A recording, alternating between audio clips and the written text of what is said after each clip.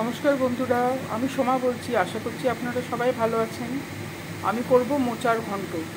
তার জন্য তেলে জিরে, তেজপাতা, শুকনো লঙ্কা ফোড়ন দিয়ে দিলাম।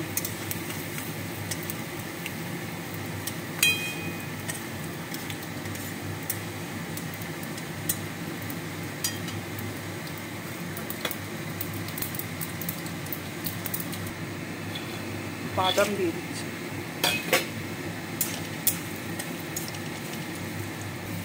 এবার আলুগুলো দিয়ে দেবো। নুন হলুদ মাখিয়ে রেখে দিয়েছিলাম আলুগুলো।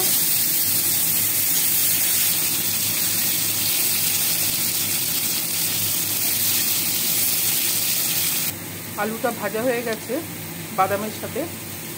এবার আমি আদা, জিরে আর লঙ্কা বেটে রেখেছি ওটা দিলাম। হলুদ, চিনি, লবণ।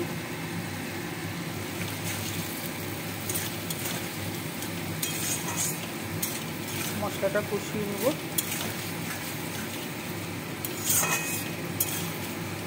আমার মশলাটা কষানো হয়ে গেছে।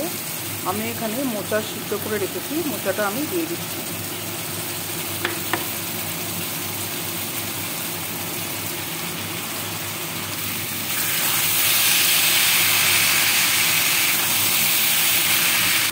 আমার মোচার সঙ্গে আলুটা কষানো হয়ে গেছে। এবার আমি কম আঁচ করে ঢাকা দিয়ে আলুটা সেদ্ধ হওয়া অবধি রাখবো। নারকেল ছড়িয়ে দিচ্ছি।